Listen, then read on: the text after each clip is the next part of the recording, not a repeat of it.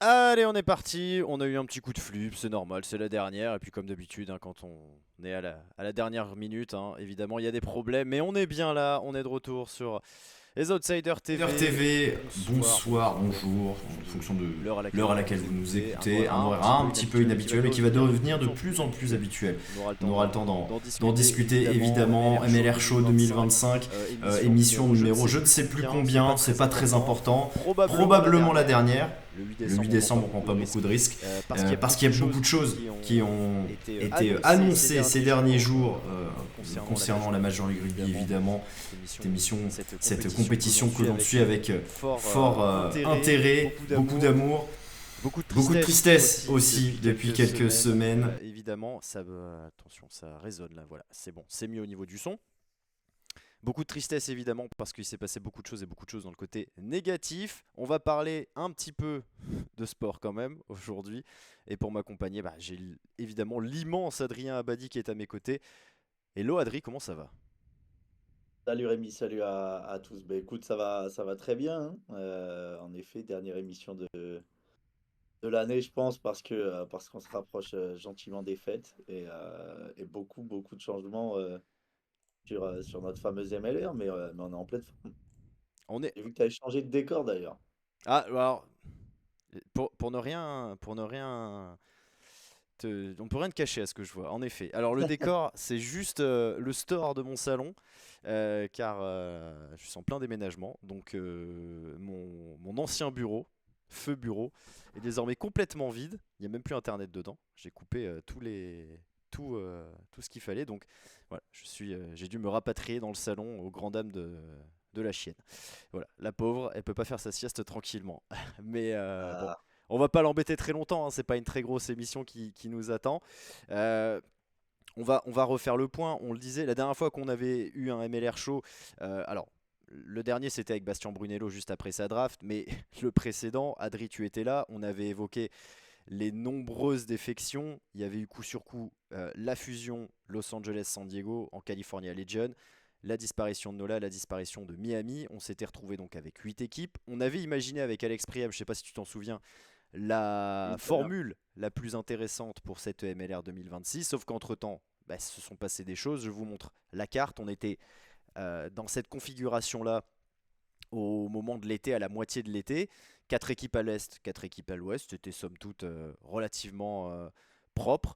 Malheureusement, Houston et Utah ont décidé de s'en aller à leur tour. Donc du coup, on se retrouve avec une carte morcelée, voilà, où le nord-est des États-Unis est relativement bien représenté, et puis le California Legion et Seattle sont un petit peu seuls au monde. Donc une MLR à 6, c'est quelque chose déjà, Adri, il faut le dire parce que c'est déjà très important, ça ne s'était jamais vu. Même lors de la première saison de MLR, il y avait 7 équipes. C'est assez dingue de se Ouais. dire qu'il y en a encore moins 10 ans après. Ouais, non, mais c'est complètement fou. On avait raison d'être inquiet déjà sur les dernières émissions. On n'était pas sûr qu'il y ait une MLR cette saison. C'est déjà le point positif, c'est qu'on va quand même avoir du rugby aux États-Unis. Après, ouais, 6 équipes, c'est vraiment extrêmement faible quand même. Donc c'est quand même assez inquiétant, moi je trouve, sur la suite. Il y a eu beaucoup de changements, même avec le CEO, etc. On a changé de directeur exécutif. On essaye de se concentrer, je pense, sur le développement à long terme, mais bon, j'ai hâte de voir quand même ce que ça va donner parce que 6 équipes, c'est quand même extrêmement faible, notamment 6 équipes. Mais bon, il y a toujours Anthem, donc Dont on à t'aime, voir. exactement. Ouais, il y a toujours Anthem, donc à voir ce que ça donne cette saison. Mais bon, si sur les 6 équipes, tu as déjà une équipe qui part en étant déjà dernière du championnat, bon, bah, t'as plus qu'une place. C'est quoi? Sur le format, il y aura 4 équipes qualifiées pour les playoffs en fin de saison.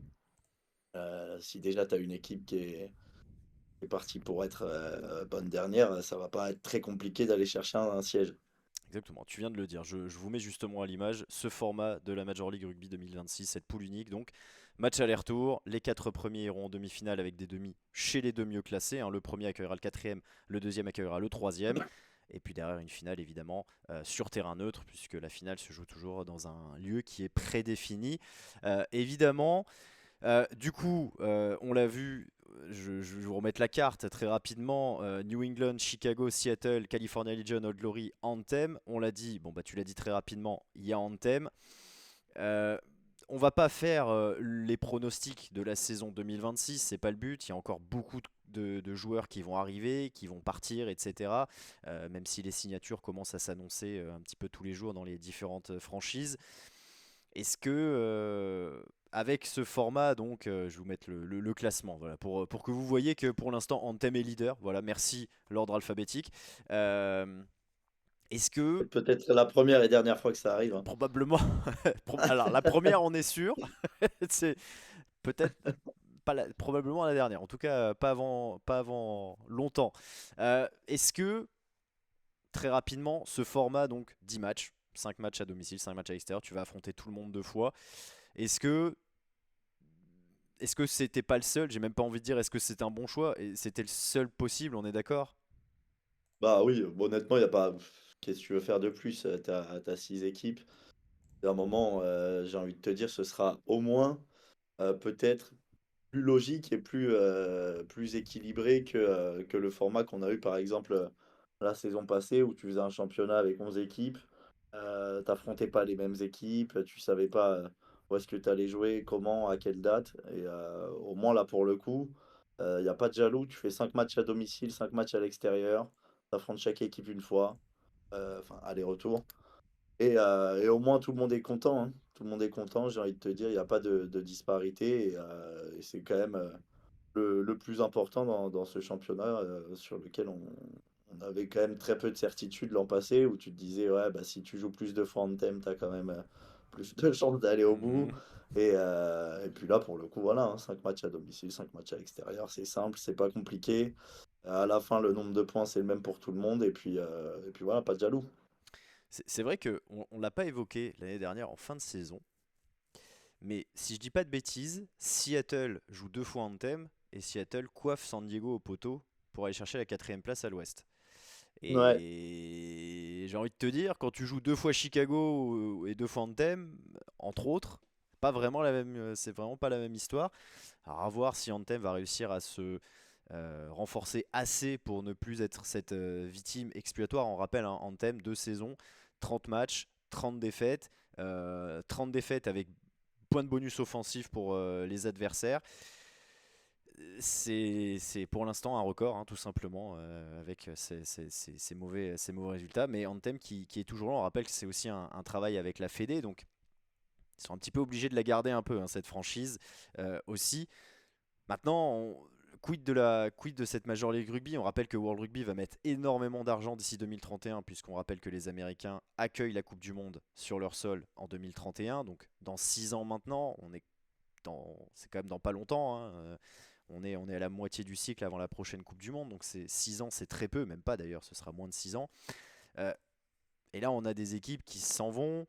On a depuis plusieurs mois, on entend énormément d'infos comme quoi bah, il va y avoir telle ou telle équipe qui va signer. On nous disait, le Bastien Brunello nous disait qu'il avait entendu des discussions concernant le rachat de l'équipe de Miami. On s'était dit avec Alex qu'il y avait aussi une histoire de poker menteur, c'est-à-dire qu'il y a des équipes qui s'en vont en espérant avoir des garanties. Là, semble-t-il, la Major League, elle y va comme ça. Est-ce que ça veut dire que c'est définitivement perdu selon toi, mon cher Adri, pour revoir Houston, Utah, NOLA ou encore Miami ou toute autre entité qui pourra arriver? Alors en 2026 manifestement, mais même à plus long terme. Ah, déjà oui, en 2026, c'est sûr. Mais après, sur la suite, honnêtement, je sais pas. J'en ai aucune idée. J'ai hâte de voir le tournant que vont prendre ces franchises-là. Dans la communication qu'ils ont eue, en tout cas, ils laissaient pas entendre que c'était définitivement terminé. On a plus l'impression que c'est une période de reconstruction où il y a beaucoup de changements, où on veut des garanties. Comme je le disais, il y a eu un changement au sein de la direction. Nick Mhm. Benson est parti. Il a été remplacé maintenant par un nouveau duo composé de Alex McGolby et de Graham Bradbury. Voilà, on essaye de se concentrer, je pense, sur le long terme. Comme tu le dis, il y a eu beaucoup d'investissements de la part de World Rugby aux États-Unis, avoir beaucoup d'argent investi. Je pense que c'est des franchises qui voulaient des garanties, qui voulaient que les choses changent au sein de la MLR parce qu'en effet, t'avais pas de plus-value. C'est-à-dire que c'est des franchises qui ont énormément investi, tu avais beaucoup, beaucoup d'argent de dépensé et tu n'avais pas beaucoup de retour sur investissement. Donc comme toute franchise, il y a un moment où tu as envie de construire et surtout, ça reste beaucoup d'argent. Et investir dans le vide, c'est jamais bon pour ces franchises-là. Donc à voir si tous ces changements au sein de la direction, si tout l'argent investi va être correctement utilisé. Et puis je pense que si les garanties arrivent, peut-être que c'est des franchises qu'on reverra. En tout cas, on l'espère, parce que c'est quand même des franchises qui historiquement faisaient partie de la MLR. Quand tu vois que Utah n'est plus là, quand tu vois que Houston aussi n'est pas là, c'est quand même des franchises auxquelles on est tous attachés, je pense, et surtout qui sont importantes pour le rugby aux États-Unis. Donc si on veut quand même développer le rugby aux États-Unis, je pense qu'il faut s'appuyer sur les acteurs principaux. Et tu le disais, on a vu la carte, tu as maintenant quasiment plus personne à l'ouest.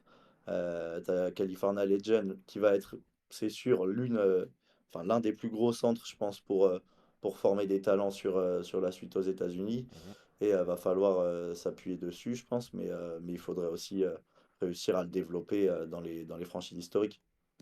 Et des franchises historiques, il en reste plus qu'une hein, désormais, puisque justement on disait il y Et avait ouais. 7 équipes en 2018 lors de la première saison, c'est Seattle. Euh, Là aussi, hein, c'est un des endroits où le rugby est très important, hein, le nord-ouest, l'État de Washington.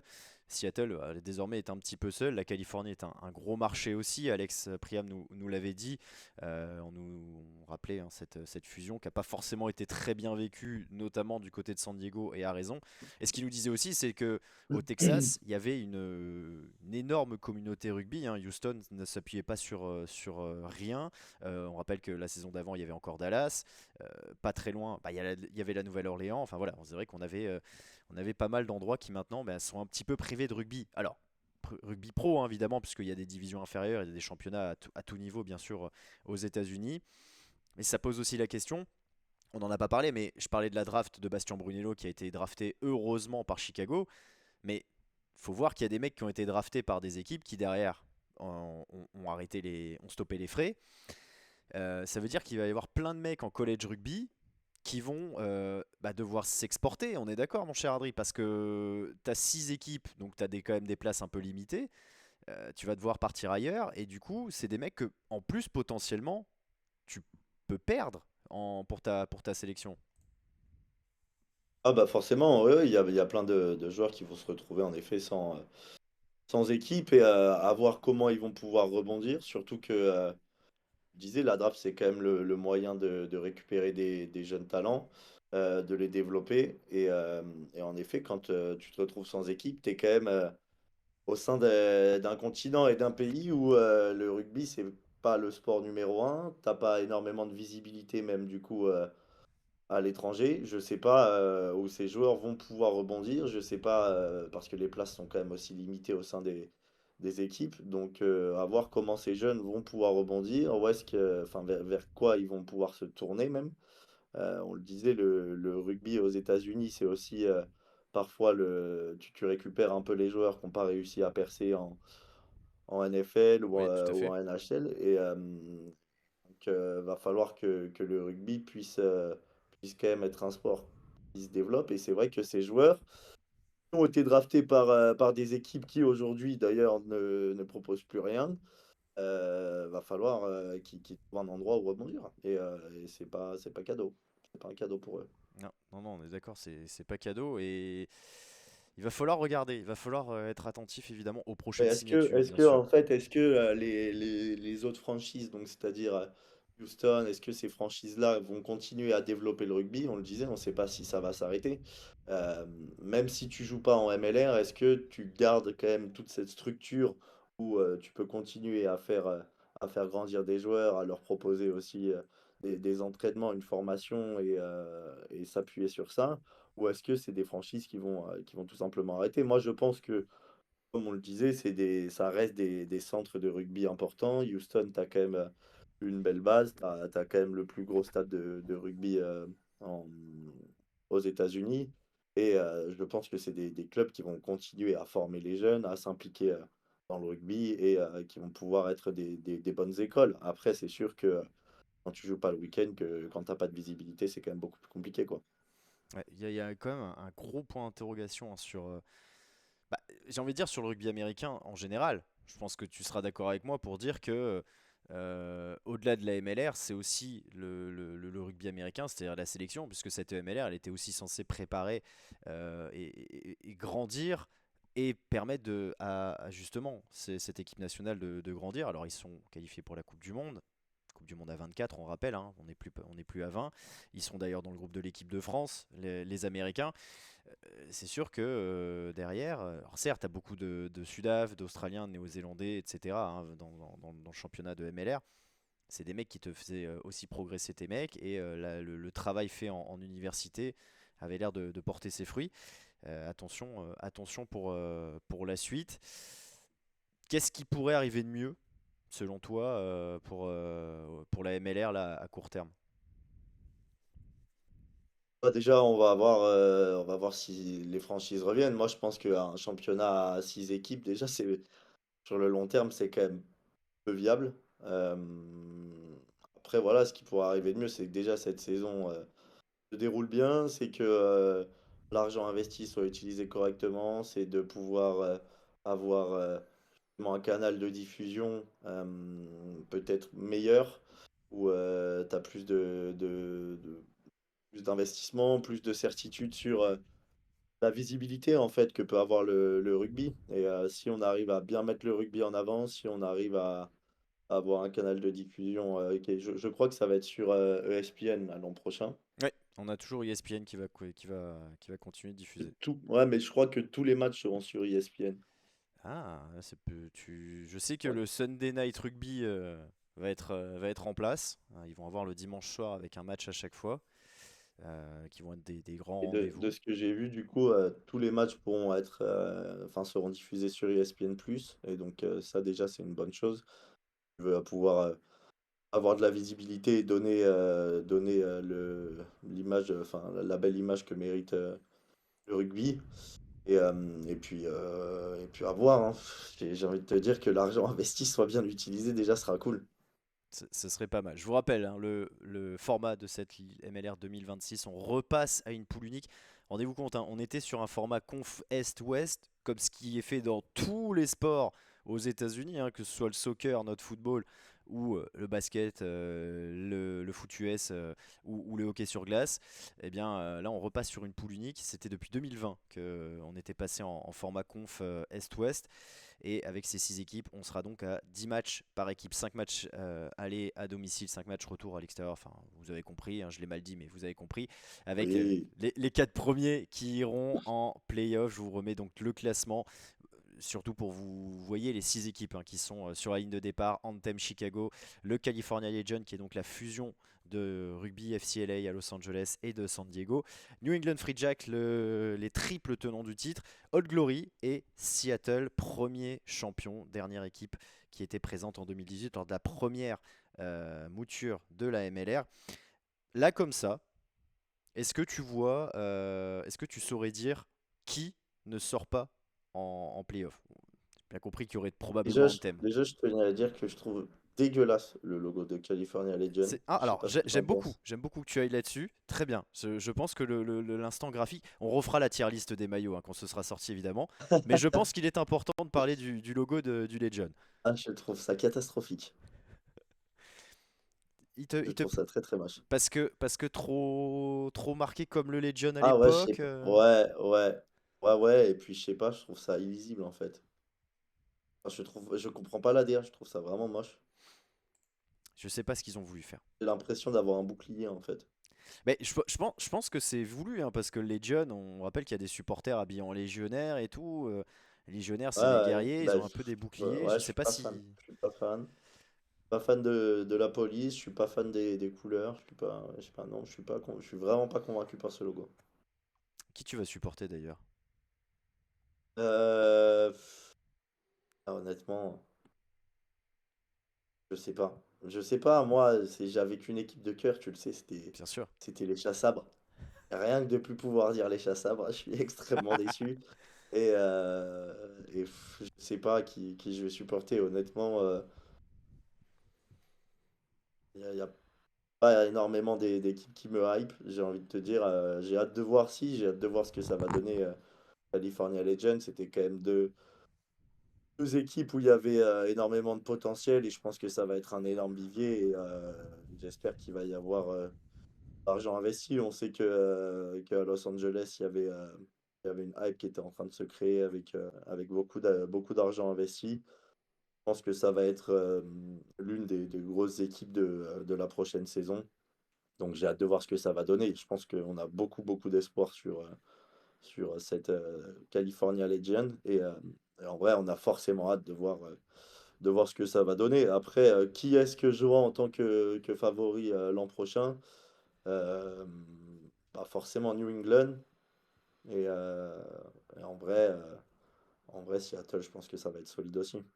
Après, faut pas oublier que Chicago, à chaque fois, on les voit un peu plus bas et puis ils nous pondent quand même des très belles saisons généralement. Ouais, ouais, bah, tu sais, moi maintenant ce sera tout derrière les Hounds, évidemment. À Ouais, voir. Chicago qui s'est déjà très bien renforcé. On va pas rentrer dans le détail hein, des transferts, ouais, mais qui a signé Brock Webster, l'arrière de New England, l'international canadien. C'est très très solide. Mais mm, justement, la transition, elle est toute faite. Sur l'autre grosse info qu'on a eu en MLR il y a quelques jours, il l'a annoncé sur Insta, ouais. c'est le départ à la retraite de mon chouchou. Je ne suis que tristesse et je sais que beaucoup de monde est tristesse Bah, tout le monde, hein. très clairement. C'est Nate Augsburger, l'une des légendes de la MLR, l'une des légendes du rugby américain, tout simplement, qui a annoncé sur son compte Insta prendre sa retraite à 35 ans. Voilà, il a mis un petit message, je vous ai traduit une partie. Ça a été un magnifique voyage. Je suis reconnaissant d'avoir pu mettre tout mon cœur dans quelque chose que j'aime. J'ai reçu beaucoup plus que je n'aurais pu l'imaginer. J'espère que j'ai pas fait de faute d'orthographe. C'est un très beau message déjà. Mec adorable qu'on avait eu l'année dernière en interview. J'ai des petits chiffres hein, sur Nate Augsburger. Alors déjà, il faut savoir qu'il a été de la première mouture hein, d'un championnat américain avant, quand il avait 20-25 ans à peu près. Il a joué notamment au All Blue RFC, qui était un club de New York. Quand le championnat s'est cassé la gueule, bah, il est reparti bosser. Je sais plus dans quoi il bossait. Je crois qu'il bossait dans les télécoms, un truc comme ça. Et puis il a reçu un appel un jour et il s'est retrouvé, bam, projeté en MLR au San Diego Legend. Il a joué deux finales de MLR, Nate Augsburger. Alors il a perdu les deux. Il a perdu les deux. Et puis ces deux dernières Ouais, saisons, il a été en finale de conf avec Chicago, à chaque fois battu par New England. On parle d'un joueur qui est international à 15, qui est international à 7, qui a connu la Coupe du Monde en 2019, qui est, c'est quand même important à signaler, le premier Américain à avoir mis un essai face aux All Blacks. Voilà. C'est quelque chose qu'on peut mettre sur le CV, à mon sens. Et qui, au niveau de la MLR, donc, je vais en finir avec les chiffres, a disputé 78 matchs, 31 essais, il est 7ème dans ce classement, pas très loin des 2-3 mecs devant lui. Il a été élu arrière de l'année en 2023 avec San Diego lorsqu'il a perdu sa deuxième finale euh, de, euh, de MLR. Moi, voilà, je ne suis que tristesse. Adri, on continue les mauvaises nouvelles en fait. Mais bon, 35 ans, il sortait d'une saison un peu plus compliquée où il avait pas joué, il avait beaucoup joué en début de saison, puis il a ouais, pris jaune, jaune, rouge coup sur coup, et ensuite ouais, il fait que 5 matchs, là. Il fait que 5 matchs l'an exactement. passé. Bon, après, là, tu me diras 5 matchs, ce serait la moitié des matchs. C'est vrai. Mais oui, oui, enfin, après, mauvaise nouvelle, oui et non. Pas pour lui. Je pense qu'il a Bien énormément sûr. donné pour le rugby américain et pour le rugby tout court. Je pense que si on aime le rugby américain, c'est aussi pour ce genre de joueur. On le disait, moi, je trouve que c'est un joueur qui symbolise parfaitement et la MLR, c'est-à-dire que c'est un profil atypique, qui va très vite. on aime voir ce genre de profil sur le terrain. Il est quand même pas très grand, hein, Nighthawk Spurrier. Il fait même pas 1,80 m. Mais ça va à 2000, ça joue vite, à l'image d'un McDonald's. Voilà, c'est le genre de profil qu'on aime. Et comme tu le disais, c'est un joueur et surtout un homme qui avait l'air quand même assez incroyable. Et donc oui, tristesse de le voir partir, mais bon, c'est l'occasion pour lui aussi. Il peut se retirer en étant fier de tout ce qu'il a accompli. Et puis voilà, hein, la suite, on en aura d'autres, j'espère. Ah, on espère. D'ailleurs, on n'en a pas parlé, hein, qui a joué une première finale de MLR en tant que neuf, une deuxième en tant que ailier. C'est pas Ouais. souvent hein, des mecs qui jouent, enfin qui sont à la fois demi-mêlée et Ah, ailier. il y en a de Mais plus en plus, hein. alors c'est vrai que ça se répand de plus en plus. Mais je vais pas dire qu'il a révolutionné le rugby, mais un mec qui a 35 balais, c'est plus dans la nouvelle génération qu'on voit ça. Ouais, c'est ça. C'est vrai que pour sa génération, en tout cas, c'est rare. Aujourd'hui, comme on le disait, voilà, la polyvalence est de mise, hein, avec des bancs en 7-1. On mise quand même sur des joueurs qui savent un peu plus tout faire, Mm. que ce soit derrière comme devant. Tu peux jouer deuxième ligne, troisième ligne.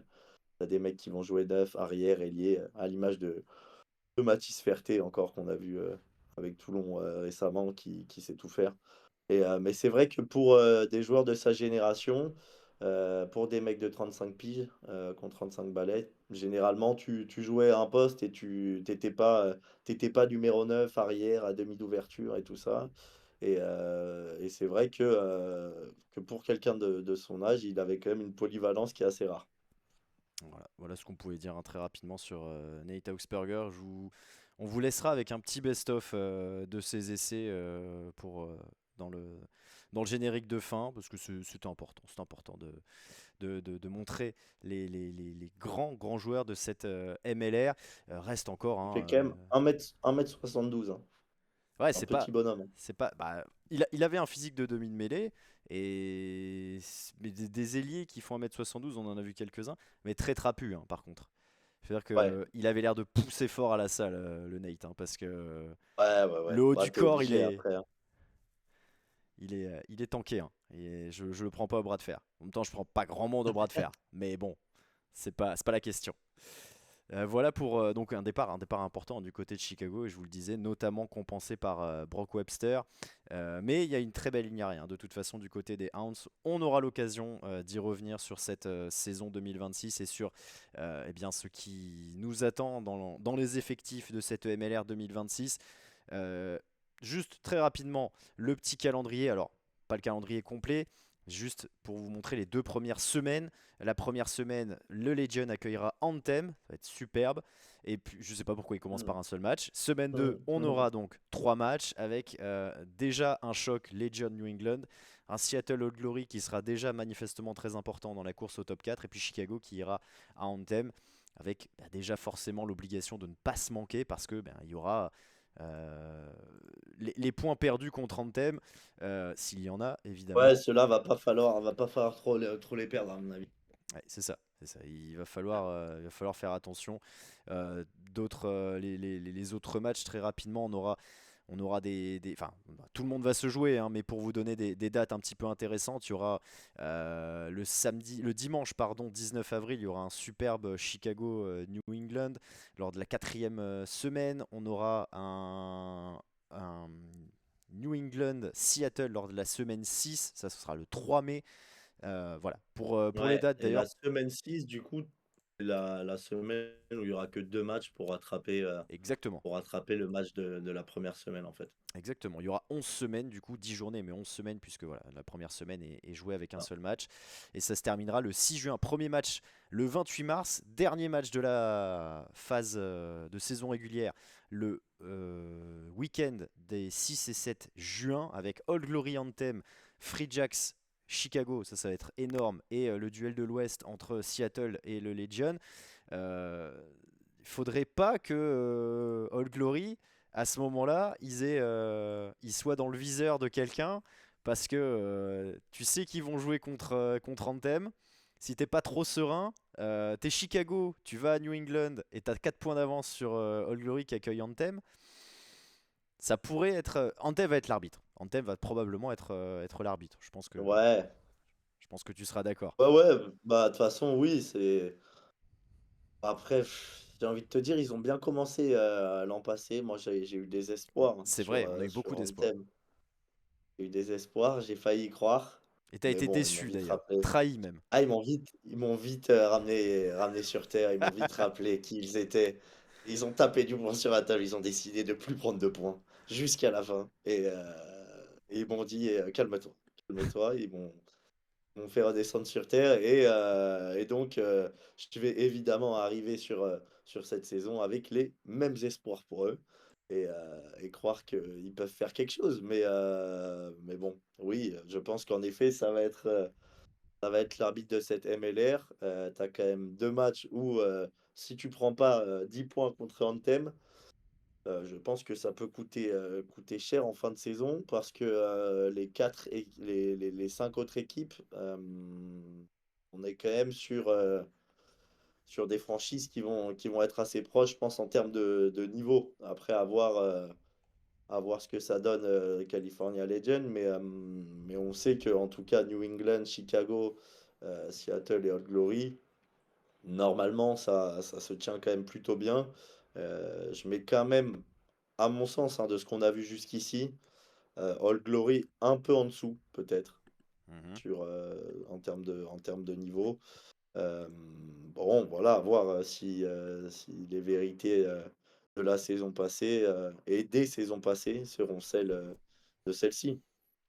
On verra. On verra. Je vous remets rapidement le petit calendrier. Et donc, je vous dis du 28 mars, c'est la date de cette première semaine Legion Anthem.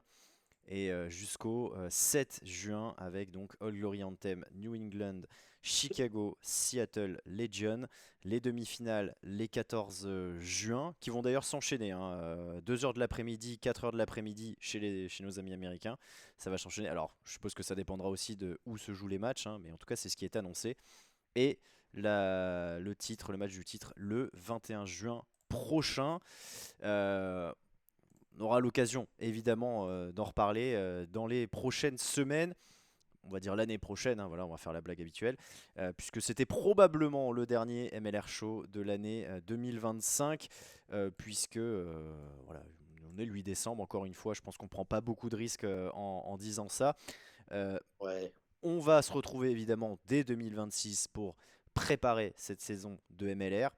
On va attendre les transferts, on va faire nos petits pronostics. On aura bien sûr la tier list des maillots parce que on attend j'ai avec hâte. impatience que ça sorte. Elle sera moins longue que l'année dernière. L'année dernière, ça va durer 4 jours, j'ai l'impression. Là, au moins, Et, l'avantage, c'est qu'avec 6 équipes, 12 maillots, normalement, ça va vite. Je suis pas sûr qu'il y ait beaucoup de folie en plus entre 2025 et 2026. Mais on verra ce que nous a concocté Macron pour cette saison 2026 de ouais, bah, je MLR. pense que les maillots de Dog Glory seront merveilleux. C'était- Les sponsors sont bien, Hmm. surtout chez All Glory. Ouais, ouais, Ça- ouais. Il y aura peut-être pas beaucoup Non, mais de très très bons. faire faire un petit prono quand même, je mettrais, parce qu'on l'a pas fait. On n'a pas fait les pronos. Pour faire un petit prono avant de dire au revoir à tout le monde, je mettrais quand même New England, Chicago, Seattle et California en fin de saison pour les playoffs. Ok, bon, je mets pareil. Je mets comme toi. Je suis entièrement d'accord. Avec peut-être. Aucune originalité. Non, aucune originalité. Ouais, ouais. Ouais, je mets New England, Chicago et Legion, Seattle. Voilà, je le mets dans cet ordre-là. Pour New le 1, 2, 3, England, 4. Chicago, Legend, Seattle. Ouais, pour un New England, Ok. Seattle et un Chicago Legion en demi-finale. J'allais dire de conf, non, mais en Allez. demi-finale tout court. Ouais, bah de toute façon, oui, c'est demi-finale maintenant. Oui, c'est demi-finale tout court. Euh, on vous tiendra de toute façon évidemment informé dès qu'il y aura des nouvelles, bien entendu, et puis et des émissions. Je serai dans des conditions peut-être un petit peu plus faciles pour le faire. La technique fonctionnera toujours aussi peu, de toute façon ça ne changera pas. Bien Oui. évidemment, vous pouvez nous suivre sur nos réseaux sociaux, Insta, Twitter, enfin X et TikTok. Évidemment, ce sera en replay sur YouTube comme toujours pour ceux qui auront raté le live qui est dispo 2 semaines sur Twitch pour ceux qui ne le savent pas. Voilà, n'hésitez pas à nous poser vos questions, même hors émission bien sûr. Et puis on va se quitter donc avec un petit best-of des essais de Nighthawk Burger depuis 2023, si je dis pas de bêtises. Je l'ai monté tout à l'heure, je sais déjà plus. Mais voilà, 2 essais de Nighthawk Burger avec San Diego et avec Chicago. Adri, à très vite. Et puis, À très vite. allez, bon visionnage. Allez.